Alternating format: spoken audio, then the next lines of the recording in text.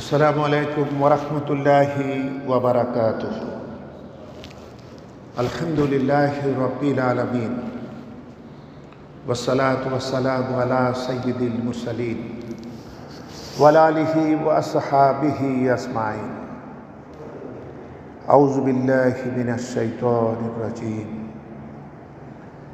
বিসমিল্লাহির রাহমানির রাহিম। الذين إن مكناهم في الأرض أقاموا الصلاة وآتوا الزكاة وأمروا بالمعروف ونهوا عن المنكر ولله عاقبة الأمور। সম্মানিত দিনী ভাইয়েরা এবং বিশ্বব্যাপী আমাদের দর্শক শ্রোতৃমণ্ডলী ভাই বোনেরা, আমরা মহান আল্লাহ সুবহানাহু ওয়া তাআলার একান্ত অনুগ্রহের শুকরিয়া জানাই, যিনি প্রতি জুমাবারে আমাদেরকে দ্বীন ইসলামের এই মহান খেদমতে শামিল হওয়ার সুযোগ আল্লাহ পাক দেন এবং আজকেও বরাবরের মতো আমাদেরকে এখানে উপস্থিত হওয়ার সুযোগ দিলেন। এজন্য আমরা প্রাণ ভরে পড়ি আলহামদুলিল্লাহ, মোহাব্বতের সঙ্গে সবাই পড়ি আলহামদুলিল্লাহ। সম্মানিত বন্ধুগণ, আমি কোরআনে কারীমের সূরাতুল হজ এর 41 নম্বর আয়াতে কারিমা তেলাওয়াত করেছি আপনাদের সামনে। আল্লাহ পাক ইমানদারদের ব্যাপারে বলছেন, আমি যখন ইমানদারদেরকে ক্ষমতায় বসাই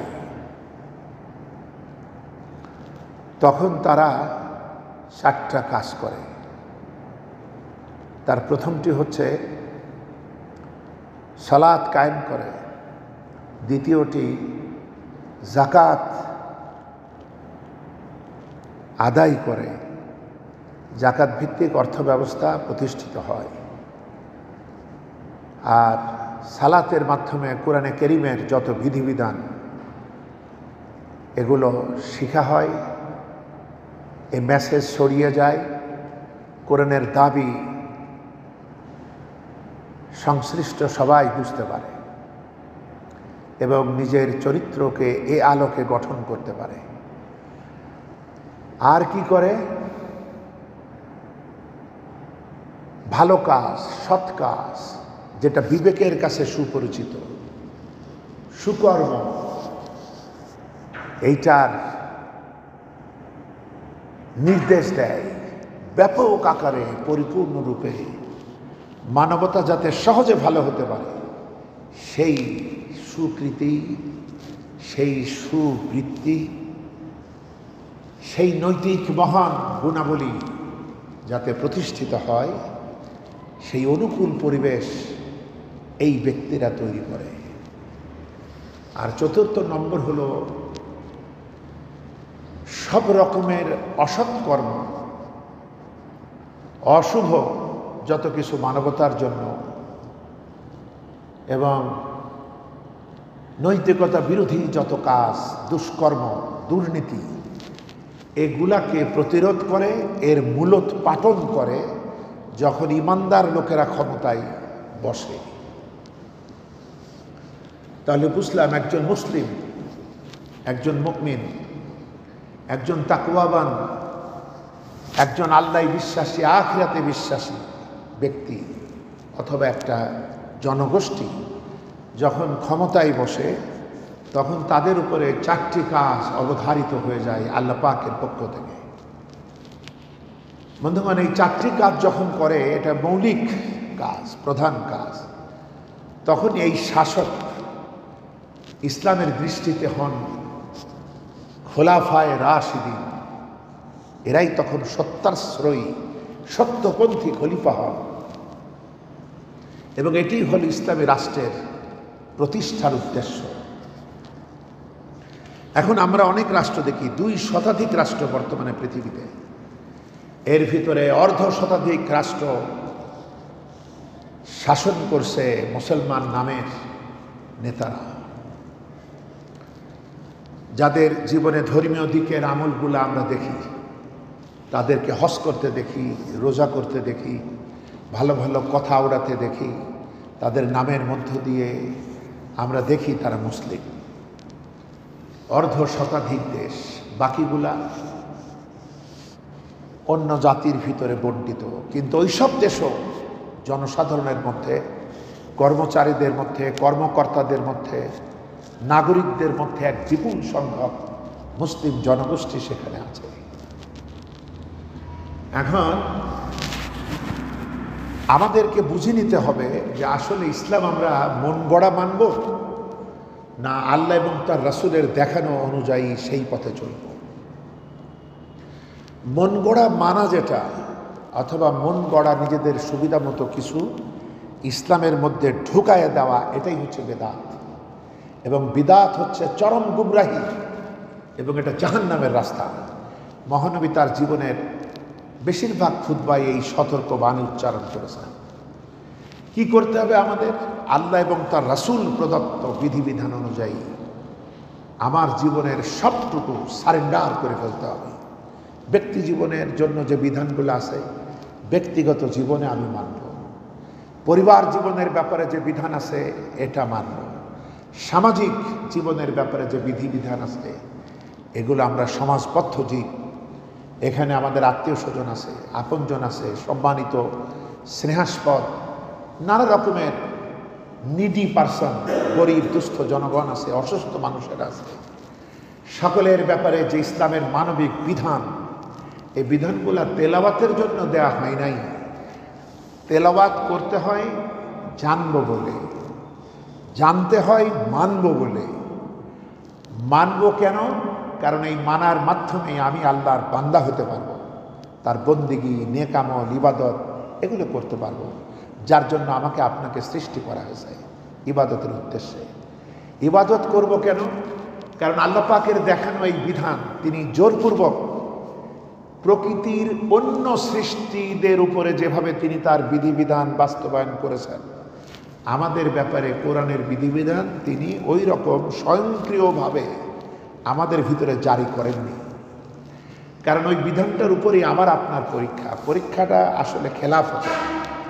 খেলাফতের যে বিধিবিধান তিনি কোরআনে দিয়েছেন, এটা তিনি সৃষ্টির স্বাভাবিক নিয়মে আমাদের উপরে স্বয়ংক্রিয়ভাবে মানার ব্যবস্থা রাখেননি।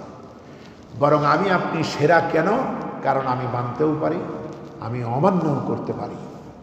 এই ক্ষমতা আমাদের আছে, এবং আমাদেরকে দায়িত্ব দেওয়া হয়েছে, তুমি আমার প্রতিনিধি খলিফা, সুতরাং তুমি নিজে এটা মানবা এবং মানবতার উপরে এই বিধান তুমি প্রতিষ্ঠা করবে। এটাই তোমার পরীক্ষা।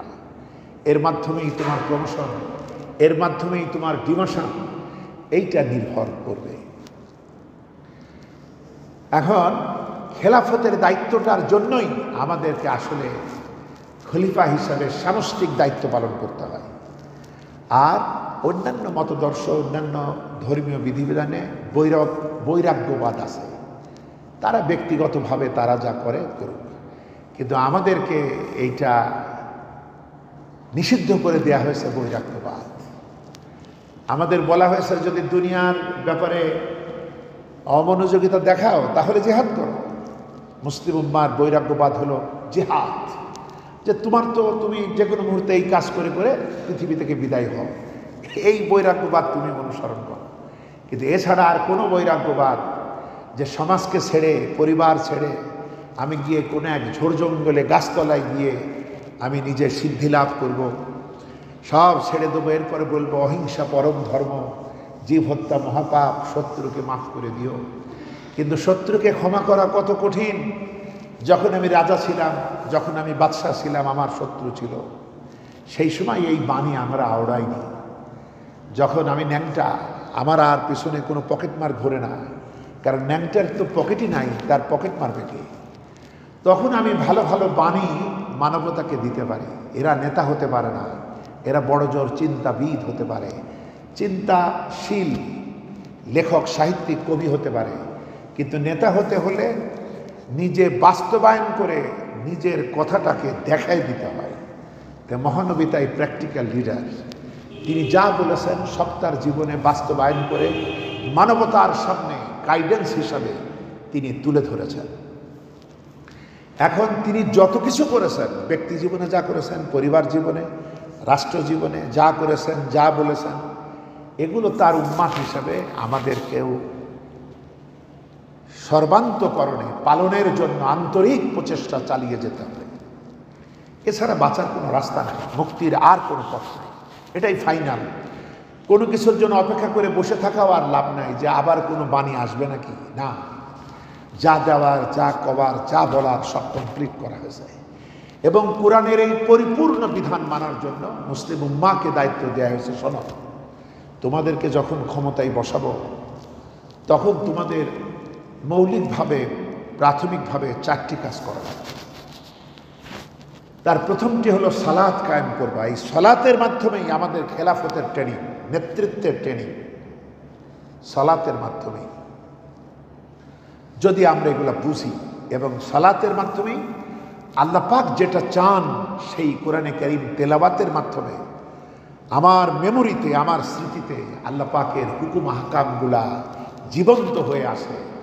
নানা ঝামেলায় ভুলে যাব কিনা, কিন্তু ভুলার উপায় নাই। প্রতিদিন 5 বার, হ্যাঁ আমি আপনি বুঝি না, এটা আমাদের দোষ, আমাদের সীমাবদ্ধতা, আমাদের শিক্ষা ব্যবস্থা আমাদেরকে বুঝতে দেয়নি। আমরা হাজারো রকমের ষড়যন্ত্রের শিকার হয়ে আজ আমরা একটা অটিস্টিক মুসলিম, একটা বিকলাঙ্গ মুসলিম। কেউ হয়তো ইসলামের একটা আদর্শে বিরাট কিছু, অন্যগুলো আধারে নিমজ্জিত, আমাদের বুঝতে দেওয়া হয়নি। কিন্তু আমার শিক্ষার শুরুও কোরআন, এ শিক্ষার শেষটাও কোরআন, এবং এর মধ্য দিয়ে মানবতার কল্যাণকামী ব্যক্তিবর্গ, সেটা বিজ্ঞানী হতে পারে, দার্শনিক হতে পারে, ইঞ্জিনিয়ার হতে পারে, ডাক্তার হতে পারে, এরকম ভালো ভালো যারা মানবিক চিন্তাধারার অধিকারী, তাদের অভিজ্ঞতা আমরা অর্জন করব, এতে কোনো নিষেধ নাই। কিন্তু আমার মেরুদণ্ডটা যেন তাওহীদের উপরে থাকে, আমার মেরুদণ্ডটা, আমার শ্রদ্ধা আনুগত্য যেন রিসালাতের উপরে হয়, আর আমার টার্গেটটা যেন আখিরাত ভিত্তিক হয়। এ দুনিয়া আমি সাজাবো, এ দুনিয়া আমি গোছাবো, এ দুনিয়া আমি অর্জন করব, কিন্তু এর সবটুকু হবে আখিরাত কেন্দ্রিক, যাতে আখিরাতকে আমি সমৃদ্ধ করতে পারি। এটাই হবে উদ্দেশ্য। আমরা যখন চাকরি করি, যেখানেই থাকি, আমাদের লক্ষ্য থাকে আমি নিজের জন্য কি কামাইলাম, আমার পরিবারের জন্য কি কামাইলাম, কি অর্জন করতে পারলাম, এটাই তো থাকে। তো পৃথিবীতে আমরা আসলে কামাই করতে তো এসেছি, অর্জন করতেই এসেছি, কারণ আমাদের আরেকটা বাড়ি আছে, সেই বাড়িতে আমরা সবাই মিলে থাকবো। সেই হারানো বাড়ি আমরা আবার উদ্ধার পাব এই খেলাফতের দায়িত্বের মাধ্যমে। এর বাইরে ব্যক্তিগতভাবে কিছু করে লাভ হবে না, কারণ ব্যক্তিগত জীবনে ইসলামের খুব সামান্য কিছু ইবাদতই করা যায়, মাত্র সামান্য কিছু নেক আমলই করা যায়, কিন্তু বিশাল বিশাল নেক আমল, এমনকি গুনাহ মাফ করতে হলেও নেক কাজ করতে হয়। হ্যাঁ, এবং মানবতার দোয়া পাইতে হলেও আল্লাহর সৃষ্টিকে ভালোবাসতে হয়, আল্লাহর ভালোবাসা পাইতেও সব ব্যাপারেই দরদি হতে হয়, মিশতে হয়। সুতরাং আমরা সমাজবদ্ধ একটা জীব। তো প্রথমেই এই সামাজিক ভ্রাতৃত্বের গড়ে সালাতের মাধ্যমে, কারণ যখন আমরা সালাতে দাঁড়াই তখন আমরা একে অপরের চেহারা দেখে, কথা শুনে, পাশে দাঁড়িয়ে আমরা খোঁজ খবর নিয়ে বুঝতে পারি আমার এই ভাইটা কেমন আছে, তার কি পরিস্থিতি, তার কোনো প্রবলেম আছে কিনা। এই যে শান্তি কামনা ডাইনে বামে, কারণ তাওহীদের ভিত্তিতে আল্লাহর সার্বভৌমত্বের স্লোগান আল্লাহু আকবার দিয়েই আমার সালাত শুরু হয়। এরপরে আল্লাহর বিধিবিধানের সেই দায়িত্ব মাথায় নিয়ে এই দায়িত্ব পালনের ওয়াদা করে আমি বান্দার দিকে ফিরে সবাইকে শান্তি ঘোষণা দিই যে আমার দ্বারা তোমরা শান্তি পাবে, আমার দ্বারা তোমাদের কোনো সর্বনাশ হবে না। তাহলে সামাজিক দায়িত্ব মাথায় নিয়েই আমাদের কাজ শেষ হয় সালাতের মাধ্যমে, এবং এর মাধ্যমে সুনাগরিক গঠন করা হয়। সালাত মানবতাকে কি করে? আল্লাহ পাক বলছেন সব ধরনের অশ্লীলতা, নির্লজ্জতা, সব ধরনের সীমালঙ্ঘন থেকে সালাত মানবতাকে বাঁচায়, মানবতাকে ফিরায়, তাকে পরিশুদ্ধ করে। অর্থাৎ এক কথায় ইসলামী রাষ্ট্রে সুনাগরিক গড়ার জন্য সালাত সবার আগে প্রয়োজন। এজন্য সুনাগরিক সৃষ্টি একটা দেশের শান্তি শৃঙ্খলা স্থিতিশীলতার জন্য খুব বড় প্রয়োজন। এটাই সংস্কারের মূল কথা। এই সংস্কার এটা দিয়েই শুরু করেছে মদিনায়। আসল সংস্কার মহানবী সাল্লাল্লাহু আলাইহি ওয়াসাল্লাম। আচ্ছা, তো এই জন্য আল্লাহ পাক বলছেন, আমি মোমেনদের ক্ষমতায় বসালে তারা এই কাজ শুরু করে, সুনাগরিক গঠন করে। এরপরে দ্বিতীয় দফা কি? জাকাত ভিত্তিক অর্থ ব্যবস্থা প্রতিষ্ঠা করে। কারণ জাকাতের মাধ্যমে আমরা যে একে অপরের সাথে যে ভ্রাতৃত্ব বন্ধনে আমরা আবদ্ধ, এটা যে আসলে অকৃত্রিম, কোনো ফাঁকি ঝুঁকি নাই। এইটা ত্যাগের মাধ্যমে এই ভ্রাতৃত্ব সব থেকে মজবুত হয়, সব থেকে সমুজ্জ্বল হয়, সব থেকে সুন্দর হয়। মানবাধিকারের সব কথা জাকাত ভিত্তিক অর্থ ব্যবস্থার মধ্যে আছে। সুতরাং এই যে একসাথে যারা দাঁড়ালাম, আমরা একে অপরের সুখে দুঃখে পাশে থাকব। সুতরাং এর ভিতরে সবাই তো আর সামর্থ্যবান না। যারা সামর্থ্যবান, যাদের অর্থনৈতিক অবস্থা ভালো, তারা যেন তাদের জাকাতের হাতকে প্রসারিত করে। তার প্রতিবেশী, তার সমাজ, তার আত্মীয় স্বজন, তার পরিচিত অপরিচিত সবার প্রতি যেন তার লক্ষ্য থাকে। এই ভ্রাতৃত্ব প্রতিষ্ঠা হয় ইসলামী রাষ্ট্রে। বন্ধুগণ, আমরা এত অপপ্রচারের শিকার। আমরা দীর্ঘকাল শুনতাম রাজনীতি ধর্মে নেই। এটা কথাটা সত্য, কিন্তু উদ্দেশ্য খারাপ। আমরা এরকম অনেক কথা বলি যেটা শুনতে খুব মনে হয় খুবই গুরুত্ব ভালো, কিন্তু আসলে উদ্দেশ্য থাকে খারাপ। ধর্মে রাজনীতি নেই, কথা রাইট। ইসলামবাদে যত ধর্ম আছে কোথাও রাজনীতি নেই, কিন্তু ইসলাম ব্যতিক্রম। কারণ এটা পরিপূর্ণ জীবন বিধান, পরিপূর্ণ জীবন বিধান। সুতরাং মানব জীবনে ধর্মের প্রয়োজন, ইসলামে ধর্ম আছে। মানব জীবনে রাজনীতি অপরিহার্য। তার নিরাপত্তা, তার ঠিকানা, তার সমৃদ্ধির জন্য তাকে একটা দেশে বাস করতে হয়, তাকে একটা শৃঙ্খলাবদ্ধ জীবনযাপন করতে হয়, একটা আইন নীতিমালা মানতে হয়। নইলে সে কিভাবে বাঁচবে, কিভাবে টিকবে? সুতরাং মানবতার জন্য, মানুষের জন্য রাজনীতি প্রয়োজন, ইসলামে এটা আছে।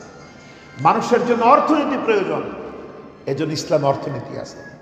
মানুষের জন্য জুলুমবাজদের বিরুদ্ধে, পাশবিকতার বিরুদ্ধে মানবিকতার প্রতিষ্ঠার জন্য যুদ্ধের প্রয়োজন, এই যুদ্ধনীতি ইসলামে আছে। অসৎ লোকদেরকে বন্দী করতে হবে, শাস্তি দিতে হবে। সমাজ দেহের বিস্ফোরা যেমন অপারেশন করতে হয়, দেহের জন্য ভয়াবহ ক্ষতিকর যেগুলা যেমন কেটে বাদ দিতে হয়, ওই রকম জিহাদের কথা আছে, যুদ্ধের কথা আছে, এবং সংগ্রামের কথা আছে, ভালোবাসার কথা আছে। সুতরাং এজন্যই তো ইসলাম পরিপূর্ণ। সুতরাং রাজনীতি ধর্মে নেই, ইসলামবাদের কোনো ধর্মে নেই, কিন্তু ইসলাম মানুষের সকল প্রয়োজন মিটায় দিয়েছে পূর্ণভাবে। কারো জন্য বসে নেই যে তুমি এসে পূরণ করে দিও। যেমন আমি সৃষ্টিগতভাবে পরিপূর্ণ, আমার স্ত্রী আমার পরিপূরক, আমি তার পরিপূরক। আমার জন্য তার মাঝে যা যা লাগবে, আমার পরিতৃপ্ততার জন্য, শান্তির জন্য, স্বস্তির জন্য, ভালোবাসার জন্য সব তিনি তার মাঝে দিয়েছেন। আবার তার জন্য যা প্রয়োজন আমার মাঝে দিয়েছেন। আমার স্নেহ, আমার অপত্য স্নেহ, আমার মায়া মমতা আমার সন্তানদের জন্য কেমন হলে হয়, সেভাবেই সন্তানকে আল্লাহ পাক তৈরি করেছেন। ওর চেহারা পানে তাকালে আমার মন জুড়িয়ে যায়। এইভাবে খাদ্য খাবার যা কিছু প্রয়োজন, যা আমাকে মুগ্ধ করে, সেরকম দৃশ্যাবলী সব তিনি দিয়েছেন। তো সবই যিনি দিলেন, তিনি আইন কানুন শৃঙ্খলা তিনি বোঝেন না যে এই মানুষকে শান্তির জন্য কি দেওয়া দরকার।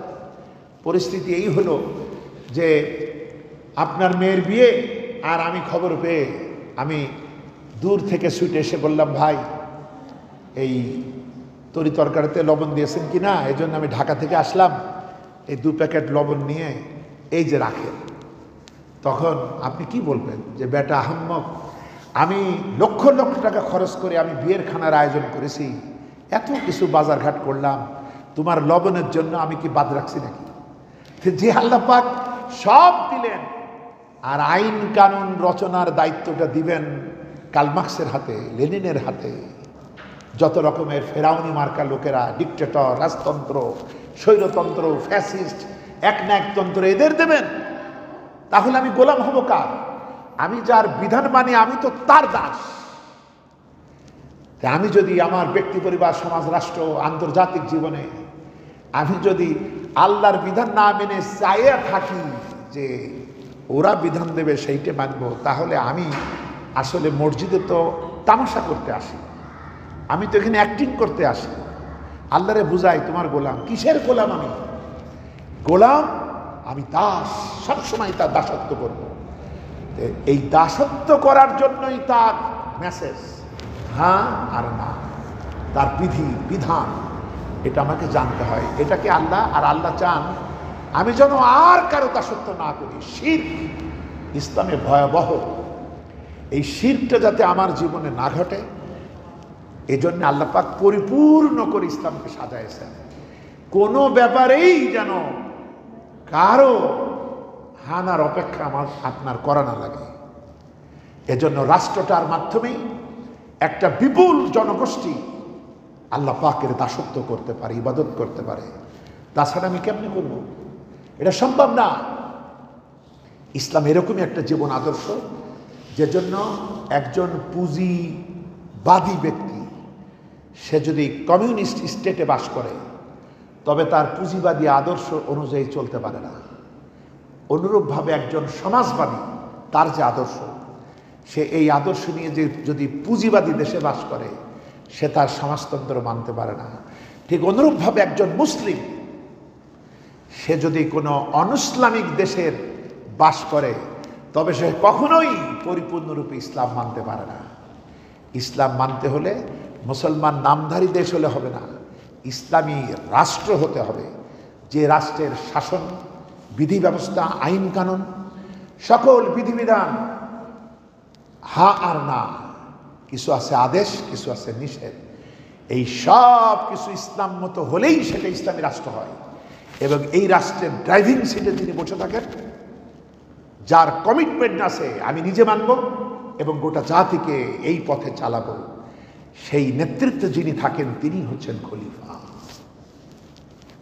বন্ধুগণ, আর এমনি মানুষ হিসেবে আমরা আল্লাহর খলিফা, এটা একটা কমন কথা যে আল্লাহ পাক এই খেলাফতের মর্যাদা দিয়ে আমাদের পাঠাইছে। কেউ খেলাফতের নেতৃত্ব দিবে, কেউ খেলাফত কায়েমে সহযোগিতা করবে, কেউ খেলাফত প্রতিষ্ঠার আনুগত্য করবে, মেনে চলবে, সবাই আমরা খলিফা। কিন্তু যার উপরে এই নামটা, এই লকবটা যার উপরে পড়বে, তিনি হলো নেতৃত্ব যিনি থাকেন। এবং যারা হচ্ছে সত্যাশ্রয়ী, সত্যপন্থী, এজন্য বলা হয় খুলাফায়ে রাশিদিন, এরা সত্যপন্থী খলিফা। মুয়াবিয়া নবীজির সাহাবা, কিন্তু তাকে, তিনি রাজত্ব চালিয়েছেন, রাষ্ট্র চালিয়েছেন, তাকে তিনি নিজের নামে খলিফা ব্যবহার করেছেন, আমিরুল মুমিনিন ব্যবহার করেছেন, করতেই পারে। কিন্তু গোটা জগৎবাসী মুসলিম উম্মাহ তাকে খোলাফায়ে রাশিদিনের মধ্যে নেন নাই। এজন্য তাকে বলা হয় আমিরে মুয়াবিয়া, কারণ তার শাসনামলে তার ব্যক্তিগত চিন্তাধারা, খোলাফায়ে রাশেদার মধ্যে যারা ছিলেন তারা যেমন সব ক্ষেত্রে খেয়াল করতেন আল্লাহ এবং তার রাসূল কি বলেন, এবং তাদের একটা পরামর্শ সভা ছিল, যেখানে যারা পরামর্শ দিত তারা আল্লাহকে ভয় করেই পরামর্শ দিত। সেখানে জনগণ তার হিসাব চাইতে পারত। এই যে বিধি ব্যবস্থাগুলো ছিল, এজন্য এরা হলেন খোলাফায়ে রাশিদিন। আমিরে মুয়াবিয়া থেকে এই অবস্থাগুলো একের পর এক চেঞ্জ হতে থাকে এবং পরবর্তীতে একের পর এক ধস নামতে থাকে। এই ধস তার মৃত্যুর পর ইয়াজিদের সময়কালে আরো বেশি হয়, এরপরে আরো এভাবে যেতে যেতে উমাইয়া বংশধারা, এই যে এজিদের বংশীয় শাসন, এরপরে আসলো রসুলের চাচা আব্বাস, তার বংশের শাসন। এজন্য বলা হয় আব্বাসীয় খেলাফত। এদের ভিতরে শুধুমাত্র উমাইয়া খলিফাদের মধ্যে একজন হযরত উমর বিন আব্দুল আজিজ, যাকে ইতিহাসে দ্বিতীয় উমার বলা হয়, তার খুব অল্প দিনের শাসনামল, কিন্তু তিনি এই সমস্ত জঞ্জাল, এই সমস্ত স্বৈরাচারী নীতিমালা সব ধ্বংস করে তিনি যতদূর পেরেছেন আপ্রাণ চেষ্টা করেছেন খোলাফায়ে রাশেদার আদর্শ আনার জন্য। যেজন্য ইসলামের এই দ্বিতীয় উমর হযরত উমর বিন আব্দুল আজিজকেও খোলাফায়ে রাশেদার অন্তর্ভুক্ত হিসাবে মুসলিম উম্মাহ মেনে নিয়েছে, অথচ তিনি সাহাবী নন। আর সাহাবী হওয়া সত্ত্বেও হযরত মুয়াবিয়াকে মানা হয় নাই, কারণ তার সময়কাল থেকেই এই খেলাফতের ধস শুরু হয়ে গেল। আমরা আল্লাহ পাক তৌফিক দিলে সামনে বলবো। আজকে একটু বলি, কারণ হলো আজকে এই কথাটুকু একটু বলি যে সেদিন আশুরাকে সামনে নিয়ে আমরা যে কথা বলেছিলাম যে ফেরাউন সংক্রান্ত আলোচনায় আমাদের সময় বেশি গিয়েছে। এটা সহিহ হাদিস হওয়ার কারণে আমাদের দেশীয় প্রেক্ষাপট, আন্তর্জাতিক দুনিয়া এসব কিছু বলতে গিয়ে সময় বেশি গিয়েছে। আমি শেষের দিকে ইমাম হুসাইন রাদিয়াল্লাহু তাআলা আনহুর কিছু কথা সংক্ষেপে আপনাদের সামনে তুলে ধরেছি। আমাদের একটু বুঝে নেওয়া দরকার, ইমাম হুসাইন রাদিয়াল্লাহু তাআলা আনহু তিনি রাসূলের বড় স্নেহাস্পদ সাহাবী। তার কলিজার টুকরা মেয়ে হযরতে ফাতিমার বড় আদরের সন্তান ইমাম হুসাইন। রাসূলুল্লাহ বড্ড ভালোবেসেছেন তাকে, তার পা থেকে মাথা পর্যন্ত রাসূলের পবিত্র ঠোঁট মোবারকের ছোঁয়া লেগেছে, বলেন সুবহানাল্লাহ। এত রাসূলুল্লাহ ভালোবাসতেন। একদিন রাসূলুল্লাহ শুয়ে আছেন, বুকের উপর ইমাম হুসাইন। মহানবী বলছেন, হুসাইন তুমি বড় না আমি বড়? হুসাইন বলছে আমি বড়। প্রতিটা বাচ্চাই নিজেকে সেরা মনে করে, এটা স্বাভাবিক। আর ওরাই তো সেরা, ওরাই তো নিষ্পাপ। আমাদের মতো এত কলঙ্ক কালিমা তো ওদের জীবনে নাই। সরল সহজ ভরা ওদের জীবন। মহানবী খুশি হলেন এবং তিনি তখন বলছেন, না না তুমি বড়, এটাকে এমনি এমনি না কোনো প্রমাণ আছে? ইমাম হুসাইন বললেন আছে। দেখুন কি ধরনের বুদ্ধিমান ছিলেন ছোটবেলা থেকেই ইমাম হুসাইন। আর মৃত্যুকালে তার বুদ্ধি কি কম ছিল? তিনি তো সাহাবাদের উন্নত পরিবেশে, ইসলামী পরিবেশে তিনি লালিত পালিত হয়েছেন। যে নানার কোলে, যে জান্নাতি মায়ের কোলে, যে বাতিলের জন্য সিংহ, সেই পিতার কোলে এবং সাহাবীদের উন্নত পরিবেশে লালন পালন হয়েছেন। তার চেয়েও ইসলাম বুঝবে কে? আর কারো জন্য তো এটা সম্ভব হবে না। যে জন্য অগণিত সাহাবারা ভয় পাইছিল, অনেকের বোঝার এলোমেলো ছিল, কিন্তু তিনি ঠিকই বুঝেছিলেন যে আমার করণীয় কর্তব্য কি। সেইটাই আজকে আমি আপনাদের শোনাই যে আসলে তিনি কিসের আশঙ্কা করলেন, যে মহানবী যে রাষ্ট্রটা প্রতিষ্ঠা করলেন এটার গুরুত্ব কি।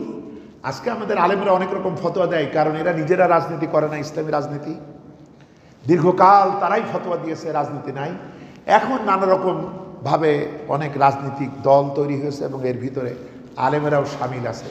কেউ বুঝে, কেউ আবেগে, কেউ গুরুরা করে, হুজুর করে। তাই এই যে দেখলেন না, মাত্র গত সপ্তাহে এক এত বড় দাঁড়িয়ালা, তার আন্ডারে লক্ষ লক্ষ ওলামারা এই দেশে তার পিছনে চলে, তিনি ফতোয়া দিচ্ছেন। তিনি আবার মাদ্রাসায় কিতাবুল মাগাজি পড়ান। কিতাবুল মাগাজি মানে বুখারীর জিহাদ সংক্রান্ত অধ্যায়। আর তিনি ফতোয়া দিচ্ছেন যে জিহাদের মাধ্যমে তো ইসলাম প্রতিষ্ঠা হয় না, হয়নি। এটা যারা বলে তারা আসলে আহাম্মক। এবং দুইজন নামকরা, বেশ কজন নামকরা আলেম জেলে ছিলেন, তার ভিতরে দুইজনের ব্যাপারে, তার ভিতরে একটা হলো ওনার ছাত্র, দেখতে ছোট মানুষ কিন্তু বয়স আছে। সে তার ফেসবুকে উল্লেখ করেছে, আমি জেল থেকে বের হওয়ার পর যখন আমার হুজুরের সাথে দেখা করতে গেলাম, মাদ্রাসায় গেলাম, তখন ওই হুজুর বলল, তোমরা যে জেলে ছিলে এজন্য তোমরা তওবা করো, তোমরা বিগত সরকারের সাথে এইভাবে তোমরা বিরোধিতা করেছ, তোমাদের উচিত ছিল তার আনুগত্য করা। এই ধরনের পরামর্শ সে দিছে। ব্যাপার হলো এই ধরনের হুজুররা কেউ কেউ মুয়াবিয়া নিয়ে বহু কথাবার্তা বলে এবং ধীরে ধীরে কিভাবে আমাদের এই আশুরা আসলে ক্রমাগতভাবে এখন বড় বড় আলেমদের বিভিন্ন জুমাবারে তারা যে আশুরায় বক্তব্য দিয়েছে, তার মাধ্যমে হযরত ইমাম হুসাইনের ব্যাপারটাকে এত হালকা করে দেখায় এবং ওই হযরতে মুয়াবিয়ার ব্যাপারে কথা বলতে গেলে সাহাবীদের মর্যাদার কথা তোলে। বন্ধুগণ, অথচ সাহাবী তো ইমাম হুসাইন, মুয়াবিয়া যেমন সাহাবী, হযরত ইমাম হুসাইনও সাহাবী। এবং জন্মগতভাবে হযরতে মুয়াবিয়া তো মক্কা বিজয়ের পর ইসলাম গ্রহণ করেছেন। এরপরে মহানবীর আদর্শ, মহানবীর সাহচর্য পাইছেন মোটে 2 বছর। সুতরাং আমি কার সাথে কার তুলনা করতে যাই আসলে? আর ইয়াজিদ তো সাহাবাই না, অথচ এদেশের হাদিস গ্রন্থগুলা কোনো কোনো প্রকাশনা, এমনকি ইসলামী ফাউন্ডেশনও তাদের ইয়েতে ইয়াজিদের নামের পাশে রাদিয়াল্লাহু তাআলা আনহু লিখেছে। কি আলেমরা! আহারে, কার কথা বলবো? এ কম্বল বাসার মতো, কম্বলের লোম তোলার মতো। তারপরও সত্য আমাদের বলতে হবে। সত্যের সাথে মিথ্যা মিশানো নিষেধ করা হয়েছে। প্রতিদিন প্রথম খুতবাই এই আয়াত বলা হয় সূরা আহজাবের, যে ইমানদারগণ সত্যকে মিথ্যার সাথে মিশায়ও না এবং আল্লাহ এবং তার রাসূলের আনুগত্য করো, এটাই চূড়ান্ত সাফল্য। সুতরাং বলবো একটা, করবো আরেকটা, এটা হবে না। যে জন্য বেশ কিছু আল্লাহ তৌফিক দিলে বেশ কিছু তেতো সত্য কথা আগামীতে আপনারা আল্লাহ পাক তৌফিক দিলে আমার কাছ থেকে শুনবেন ইনশাআল্লাহ। এগুলো শোনার মতো প্রস্তুতি আপনারা রাখেন এবং বুঝতে যদি কোনো সমস্যা হয় তাহলে আমাকে প্রশ্ন করলে পরবর্তী জুমায় আমি তার জবাব দেব ইনশাআল্লাহ। আচ্ছা বন্ধুগণ, ইসলামী রাষ্ট্রটা আগে একটু বুঝি। ইসলামী রাষ্ট্র আসলে কারে বলে? প্রথমে যে আয়াতটা বললাম এর মাধ্যমে বুঝলাম ইসলামী রাষ্ট্রের 4টে কাজ প্রথম থেকেই শুরু হয়। একটা সালাত কায়েম, একটা জাকাত আদায়, একটা সুনাগরিক তৈরি, ভালোর দিকে মানবতাকে ডাকা হয়, আর অন্যায় অসৎ সমস্ত কাজকে বিনাশ করা হয়। এটা 4 দফা মৌলিক কাজ। আর এখন রাজতন্ত্র আসলে সমস্যা নেই। রাজতন্ত্র আসলে ইসলামের মৌলিক বেশ কিছু বিধিবিধান ধ্বংস হয়ে যায় এবং পরিণামে শুধু মুসলমানদেরকে দেখা যায়, ইসলাম আর দেখা যায় না। দেখা যায় শুধু সাইনবোর্ড, শুধু বাইরের দিয়ে বোঝা যায় মুসলমান, কিন্তু অন্তঃসার শূন্যতা বিরাজ করে। সেই গুণাবলী, সেই নৈতিকতা, সেই ভালোবাসা, সেই উদারতা, সেই ক্ষমা, এগুলো একটাও থাকে না সে রাষ্ট্রে। বন্ধুগণ, ইমাম হুসাইন বুঝতে পারছিলেন একজন বিচক্ষণ ব্যক্তি ধরুন একটা গাড়িতে যাচ্ছে, লক্ষ্য তার অমুক জায়গায় যাবে, হঠাৎ করে ড্রাইভার যদি দিক পরিবর্তন করে, একজন বিচক্ষণ ব্যক্তি যে জানে, পথ চেনে, সে বুঝতে পারে যে গাড়িটা কোন দিকে যাচ্ছিল আর এখন যাচ্ছে কোথায়। এদেশে যারা গুম হয়েছে তাদের কারো কারো সাক্ষাৎকারে দেখবেন যে চোখ টোক সব বাধা, কিন্তু সে বুঝতে পারছে অমুক রেল ক্রসিংয়ে এখন দাঁড়ালো, এটা সে বুঝতে পারে। আর চোখ আলা থাকলে তো সবই বুঝতে পারে। তো সুতরাং মুহাম্মদ সাল্লাল্লাহু আলাইহি ওয়াসাল্লাম এবং পরবর্তী খলিফাদের মাধ্যমে ইসলামী রাষ্ট্রের গাড়িটা যে জান্নাতমুখী যাচ্ছিল, এটা ইমাম হুসাইন তো চোখে দেখেছেন। হঠাৎ করে মুয়াবিয়ার আমলের থেকে শুরু করে ইয়াজিদের সময়ের শুরু পর্যন্ত এই গাড়িটা হঠাৎ করে দিক পরিবর্তন করলো। তিনি বুঝতে পেরেছেন যে এখন এটা কোন দিকে যায় এবং এর পরিণাম কি হবে। এখন সর্বোচ্চ রিস্ক নিয়ে আমি যদি এই গাড়ির গতিকে না থামাই, তাহলে অবশেষে এই উম্মাহ নিয়ে এই গাড়িটা কোথায় গিয়ে অ্যাক্সিডেন্ট করবে। তিনি এটা বুঝতে পেরেছেন এবং এই যে ঝড় গতিতে যে গাড়ি এগোচ্ছে, এর সামনে দাঁড়ালে পরিণাম কি হবে তাও তিনি জানেন। কিন্তু তিনি তো চোখে দেখেছেন, বদর হয়েছে, ওহুদ হয়েছে, হুনায়ন হয়েছে, খন্দক হয়েছে, কত কত যুদ্ধ বিগ্রহ রাসূলুল্লাহ নিজে করেছেন। জীবনে 27টা যুদ্ধ করেছেন মহানবী সাল্লাল্লাহু আলাইহি ওয়াসাল্লাম। এর ভিতরে 9টা যুদ্ধের কমান্ডার ইন চিফ ছিলেন মুহাম্মদ সাল্লাল্লাহু আলাইহি ওয়াসাল্লাম। রাসূলের ব্যবহার করা তরবারি, ধনুক, এগুলোর কিছু কিছু এখনো মদিনায় আছে, খুব মূল্যবান গ্লাসের ভিতরে আটকে রাখা হয়েছে। দর্শনার্থী যারা চোখ খুলে যায় তারা যাতে এগুলো দেখে বুঝতে পারে কি প্র্যাকটিক্যাল নবী আমার। এই যে হযরত শাহজালাল রহমতুল্লাহ আলাইহি এসেছেন সিলেটে, আমরা অনেকেই তো সেই মাজারে গেছি, কিন্তু কয়জনের চোখে পড়েছে তার তরবারি? আমরা তো গেছি কচ্ছপ দেখতে, কুমির দেখতে, ওখানকার কিছু সেজদা দিতে, এ চাইতে ও চাইতে। এদের চোখে কি পড়ে? চোখ মেলে যাইতে হবে তো, যে তাহলে বোঝা যাবে হযরত শাহজালাল এসেছিলেন, এক হাতে ছিল তসবিহ আর এক হাতে ছিল তরবারি। যে আল্লাহর গুণগান গাইব, সেই আল্লাহর দ্বীন কায়েমের জন্য প্রয়োজনে জিহাদ হবে, যুদ্ধ হবে, এই কাজ তারা করেছেন। মুহাম্মদ সাল্লাল্লাহু আলাইহি সাল্লামের হাতে তসবিহ ছিল, এই যে আমাদের গতানুগতিক যত তসবিহ আমরা করি, এর কোনো প্রমাণ আপনি দিতে পারবেন না। তার মাথায় ছিল লোহার টুপি, হেলমেট। এই যে ওহুদের যুদ্ধে যে তার দাঁত হয়ে গেল, এই যে তার মাথা, এই হেলমেট ভেঙে এর এই লোহার কড়া তার মাথায় ঢুকেছে। এই যে ব্যাপারগুলা, এটা প্র্যাকটিক্যাল।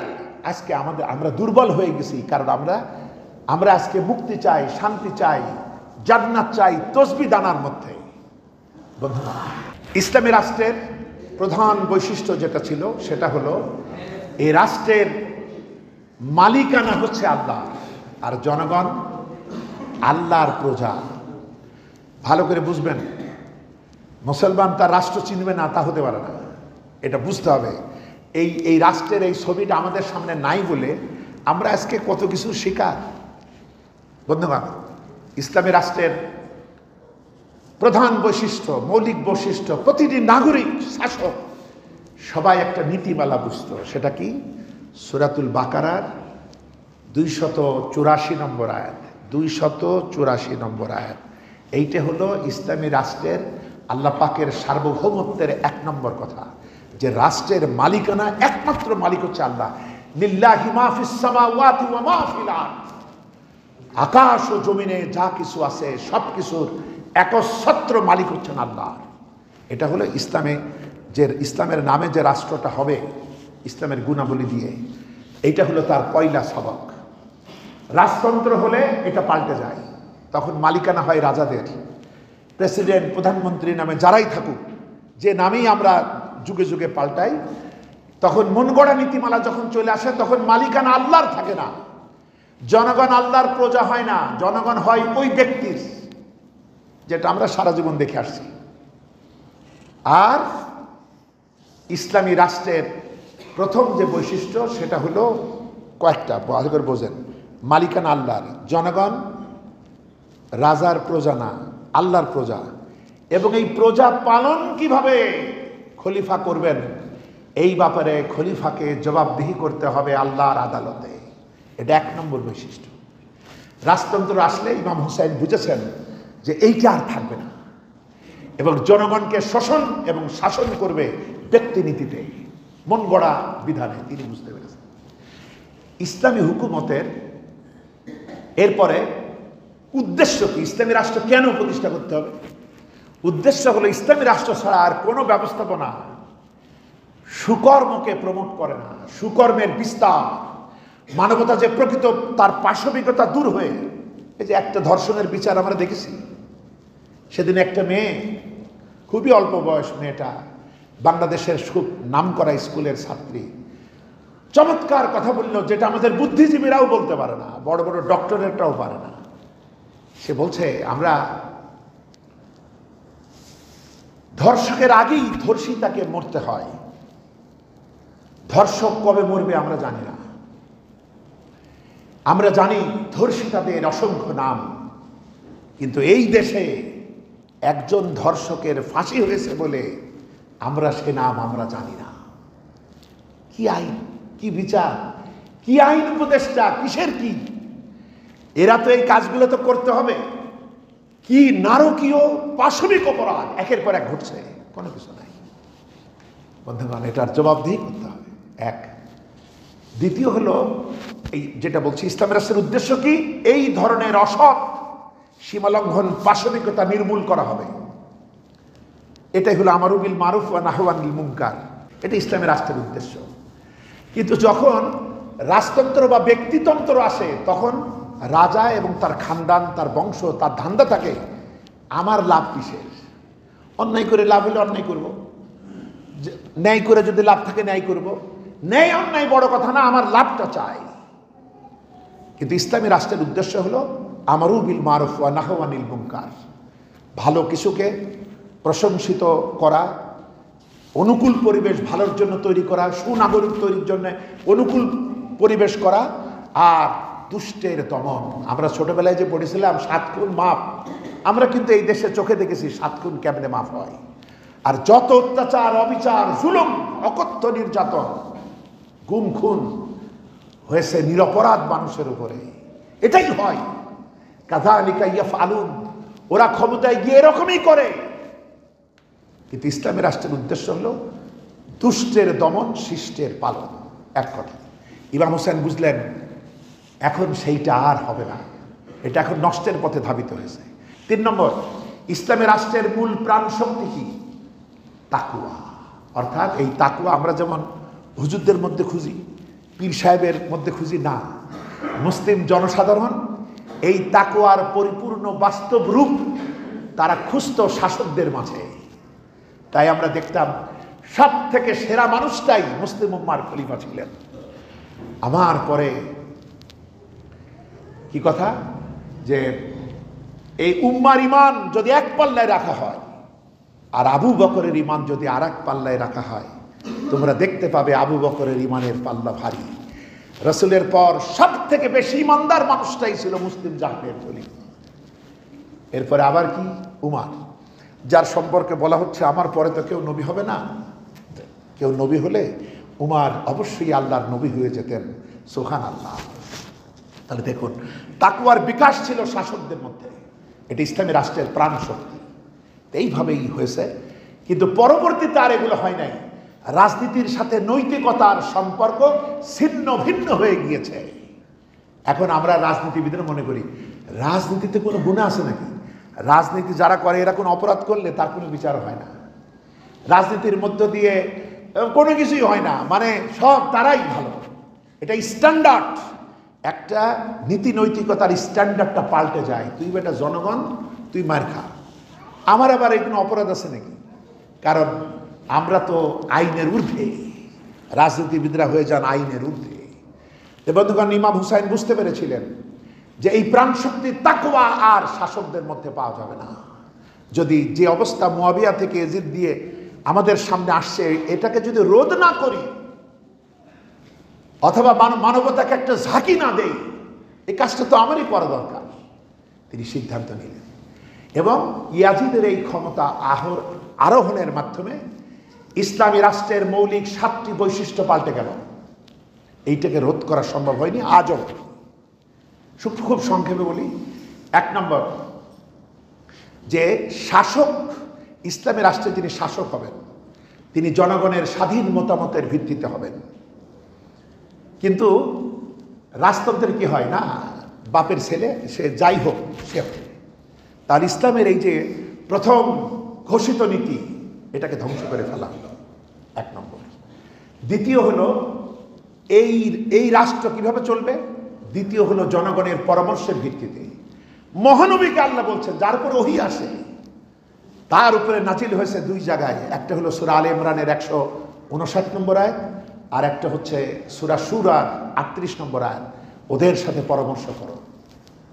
রাসূলুল্লাহকে বলা হচ্ছে পরামর্শ করতে, আর আমি কি ধনুকধর বড়, আমি একজন হয়ে গেলাম, আমি যা বলবো সেটাই বিধান, কারোর সাথে পরামর্শের প্রয়োজন নেই, গুলি করো, যা খুশি তাই। বন্ধুগণ, ইমাম হোসেন বুঝতে পেরেছে এটা শেষ। তৃতীয় হলো এই রাষ্ট্রটাই দায়িত্বশীল যারা ক্ষমতায়, তাদের দায়িত্ব জনগণের বাক স্বাধীনতা রক্ষা করা। জনগণ যেন বাক স্বাধীনতা তাদের শুধু অধিকার না, তারা অন্যায়ের বিরোধিতা করাকে নিজেদের দায়িত্ব যেন মনে করে, এই রকম চেতনা হবে জনগণের মধ্যে। কিন্তু যখন রাজতন্ত্র প্রতিষ্ঠা হয় এগুলো থাকে না। বন্ধুগণ, পরবর্তীতে যেসব খলিফারা এসছে, যে সর্বনাশ ইমাম হুসাইন বুঝতে পেরেছিলেন, সে সর্বনাশ কি ছিল জানেন? আমরা যে ইমামদের এত সম্মান করি, ইমাম আবু হানিফা, ইমাম আহমদ বিন হাম্বল, ইমাম মালিক, এই যে যাদের কথা আমরা বলি, খলিফা যিনি মুয়াত্তার লেখক, এটাকেও সিয়াসিত্তার ভিতরে অনেক আলেমেরা অন্তর্ভুক্ত করেছেন। তার বাড়ি ছিল মদিনায়, ইমাম মালিক।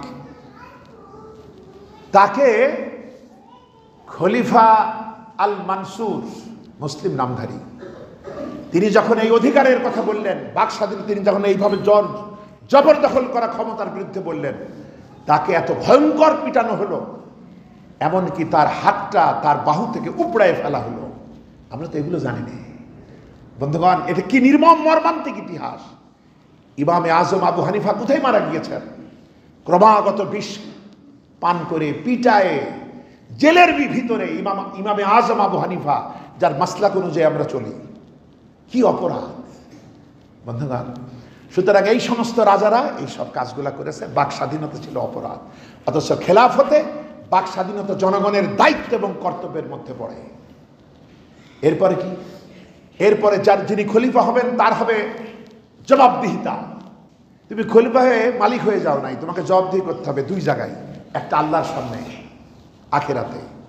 আর একটা জনগণের সামনে, এই খলিফারাই তো মসজিদের ইমাম ছিলেন, যে জন্য দৈনিক 5 বার জনগণের কাছাকাছি তারা হতেন।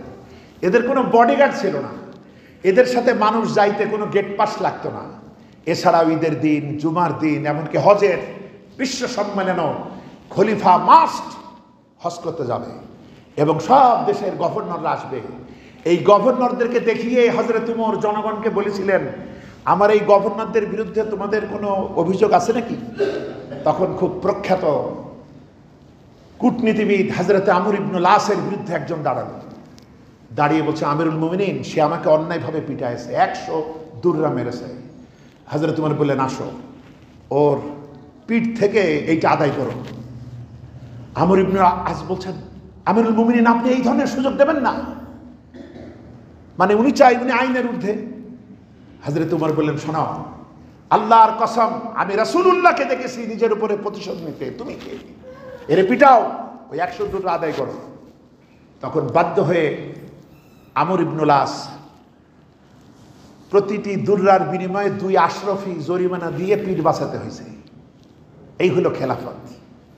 সুতরাং জনগণ জবাবদিহি করতে হবে। একদিকে আল্লাহর ভয়ে খলিফারা ঘুমাইতে পারে না, রাত্রে কে ফোরাতের তীরে যদি একটা ছাগলের বাচ্চা না খেয়ে মারা যায়, আমাকে জবাবদিহি করতে হবে। এই যে ভয়, এই যে তাকওয়া।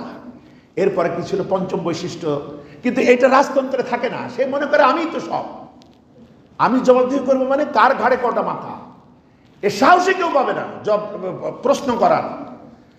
আর পরবর্তীতে রাজারা তো জনগণের মসজিদে নামাজ পড়তো না, তাদের রাজবাড়িতে, তাদের পাইক পিয়াদা আত্মীয় স্বজন পরিবেষ্টিত পাহারার মধ্যে তারা ইবাদত করতো।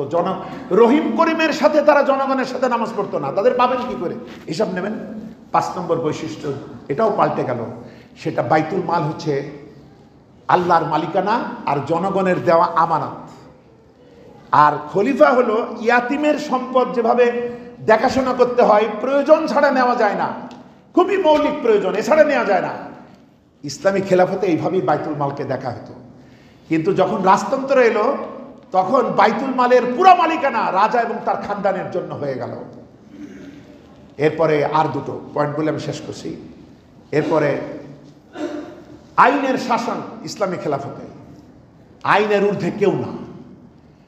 যিনি শাসক তিনিও আইনের নিচে, জনগণ আইনের নিচে। সবাইকে আইনের জন্য আইনের মুখোমুখি হতে হয়। সর্বশেষ মর্যাদা, সম্মান, যে ভাষাভাষী হোক, ইসলামের রাষ্ট্রের আওতাভুক্ত যারা, সব সমান মর্যাদা। শুধু একটা কারণে শ্রদ্ধা পাবে, সেটা হলো যার নীতি, নৈতিকতা, চরিত্র, তাকওয়া সব থেকে বড়। ইন্না আকরামাকুম ইনদাল্লাহি আতকাকুম, তোমাদের ভিতরে সম্মানিত সেই ব্যক্তি, সূরা হুজুরাতের 13 নম্বর আয়াত, যে তোমাদের ভিতরে তাকওয়াবান, চরিত্রবান, এরা শুধু মর্যাদার অধিকারী। তো বন্ধুগণ, ইমাম হুসাইন রাদিয়াল্লাহু তাআলা বুঝতে পেরেছিলেন যে আমি যদি এটা রোধ করার চেষ্টা করি, আগামীতেও এর জন্য কিছু মানুষ থাকবে। আমার এই ফতোয়াকে, আমার এই জীবন দানকে তারা বুঝবে জীবনের চাইতে, পরিবারের চাইতে, সহকর্মীদের চাইতে, এই দুনিয়ার চাইতে সব থেকে বেশি গুরুত্বপূর্ণ খেলাফত। কিন্তু আমি যদি বাধা না দেই, তাহলে একসময় মানুষকে গ্রাস করবে মানুষের এই সমস্ত নফসানিয়াত, মানুষের এই লোভ লালসা, মানুষের তৈরি মতাদর্শ। তাই তিনি জানেন আমি ধ্বংস হয়ে যাব। কিন্তু পৃথিবীতে একটা প্রশ্ন থেকে যাবে যে আসলে খেলাফতের জন্য সব হারানো যায়, সব ত্যাগ করা যায়, কিন্তু খেলাফত বাদে একজন মুসলিম মানব রচিত কোনো আদর্শ সে মানতে পারে না। এই প্রমাণ তিনি তুলে ধরেছেন। আল্লাহ পাক আমাদের বোঝার পথকে সহজ করুন, আমাদেরকে হেদায়েত দান করুন, এবং আমাদের এই জীবনটা যেন আল্লাহর দ্বীন কায়েমে যোগ্য ভূমিকা রাখার তৌফিক আল্লাহ পাক যেন দান করেন। আমরা বলি আমিন। আসসালামু আলাইকুম ওয়া রাহমাতুল্লাহি ওয়া বারাকাতুহু।